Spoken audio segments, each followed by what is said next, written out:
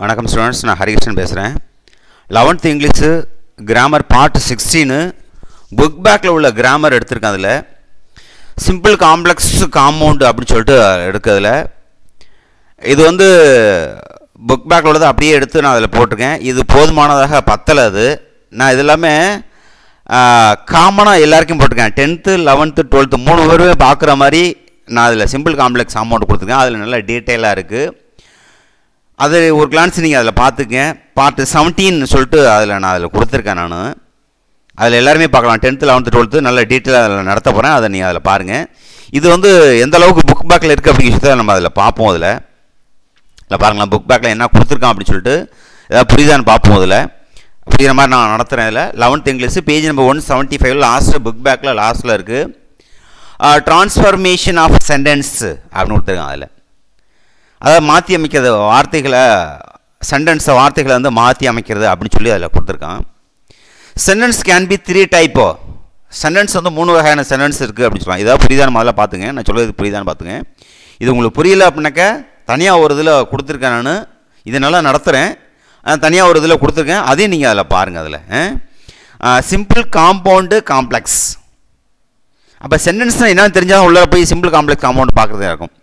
Sentence அப்படின்னாக்கா முழுமையாக meaning தரக்கூடிய வார்த்தைக்கு பூரா அந்த இடத்துல சென்டென்ஸ் நம்ம வச்சுருவோம். A group of words which make complete sense is called sentence அப்படின்னு நம்ம சொல்லுவோம். அதில் அப்போ இதில் கொடுத்து பாருங்களா, a simple sentence has one independent class.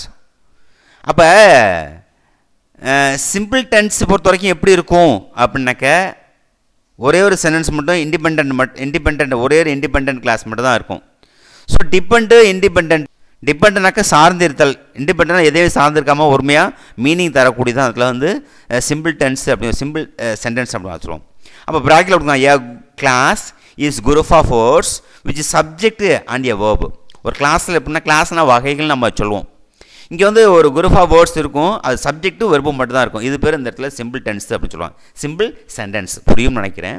அடுத்து காம்பவுண்டு எப்படி இருக்கும் அப்படின்னா, a compound joined 2 or more number of independent clause. அப்போ எப்படி இருக்கும்னாக்க காம்பவுண்டை பொறுத்த வரைக்கும் ஒரே ஒரு கன்ஜெக்ஷன் வேர்டு மட்டும் அதில் கொடுத்துருக்கான். ரெண்டுமே இண்டிபெண்ட் இருக்கும். அதில் பொறுத்த வரைக்கும் எது சார்ந்தராமல் கொள்ளாமல் நம்பர் ஆஃப் இண்டிபெண்ட் கிளாஸஸ் நிறைய இருக்காங்க.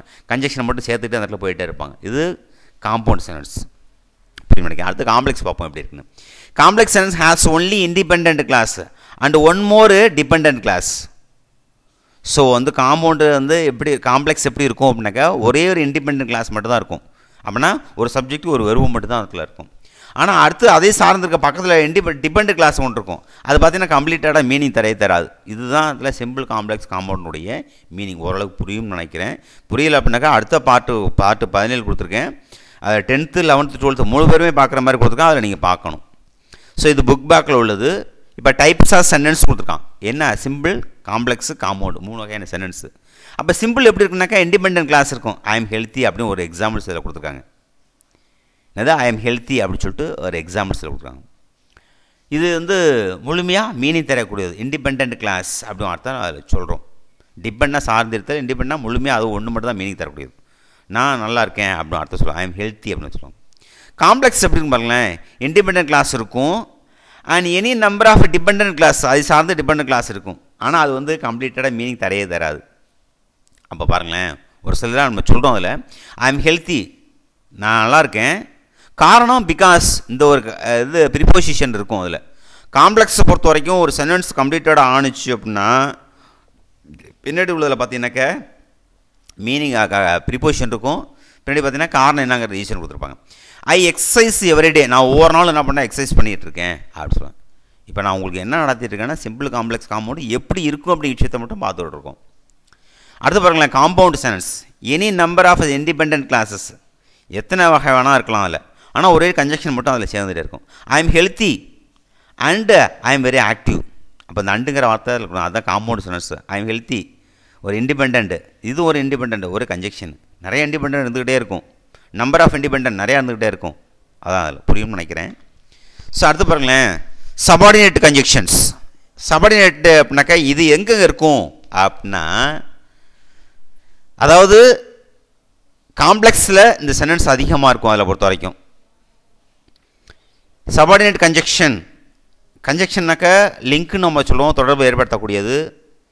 சச்சஸ் மேலும், பிகாஸ் காரணம், சின்ஸு, ஆல்தோ, வென்னு, ஒயலு, வேறு, விச்சு, தட்டு, ஆஃப்டர், எக்ஸட்ரா. இது எல்லாமே இது இல்லைனாக்க கன்ஜெக்ஷன் வேர்டு சொல்லுவோம். காரணம், அதுவரை, ஆல்தோ இருப்பினும், அப்பொழுது, மேலும், எங்கே, எது, அது அப்படி, எது அது அப்படின்னு அர்த்தம். தட்டு அது, ஆஃப்டர் பிறகு, extra. Are use to connected independent clause. இது எல்லாமே எதை கனெக்ட் பண்ணியிருக்கோம்னாக்க இண்டிபெண்டன்ட் கிளாஸை கனெக்ட் பண்ணி இருக்கும். கிளாஸ்னாக்க வகைகள் நம்ம சொல்லுவோம். வித் டிபெண்டன்ட் கிளாஸ் இந்த காம்ப்ளெக்ஸ் சென்டென்ஸ் நான் ஏற்கனவே சொன்னேன், ஃபஸ்ட் எடுத்தோம். இது எல்லாமே காம்ப்ளெக்ஸ் சென்டென்ஸில் இருக்கும் அப்படின்னு நம்ம அதில் சொன்னோம் இல்லையா? ஸோ அடுத்து பாருங்களேன், கோஆர்டினேட் கன்ஜெக்ஷன். கன்ஜெக்ஷன் 2 இருக்குது. அது மெயின் கன்ஜெக்ஷன், இது வந்து சபார்டினேட் கன்ஜெக்ஷன், இது வந்து கோஆர்டினேட் கன்ஜெக்ஷன். கோஆர்டினேட்னா அடிஷனலாக வந்து நிற்கிறது தான். அப்போ இது எப்படி இருக்கும்னாக்கா பட், ஆனா, அண்டு, மற்றும், ஆர், அல்லது, எட்டு, இருப்பினும், ஸோ, ஆகையால், எக்ஸட்ரா. இது எல்லாமே இருக்கும்.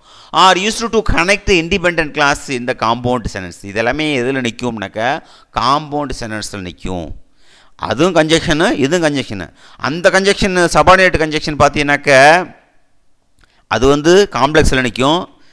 இதை பார்த்தீங்கன்னாக்க இண்டிபெண்டன்ட் இது வந்து காம்பவுண்ட் சென்டென்ஸில் நிற்கும். இது புரியும்னு நினைக்கிறேன் ஓரளவுக்கு. தேங்க்யூ ஃபார் வாட்சிங் திஸ் வீடியோ. தேங்க்யூ. நல்லா கவனிங்க. இது 11th உள்ளது. 10ல் அப்படின்னாக்க உனக்கு இது புரியலை, இது புக் பேக்கில் உள்ளது, இவ்வளோ தான் கொடுத்துருக்கானுங்க. ஸோ எனக்கு என்ன மனசுக்கு தோணுதுனாக்கா இது எனக்கு பத்தாது அப்படின்னு என் மனசு தோணுச்சு. அது இல்லாமல் தனியாக 3 பேருமே பார்க்குற மாதிரி 10th 11th 12th 3 பேருமே பார்க்குற மாதிரி நான் இது சிம்பிள் காம்ப்ளெக்ஸ் காம்பவுண்ட் நடத்த போகிறேன். இதில் பாருங்கள், இதில் எனக்கு 17 இருக்குது.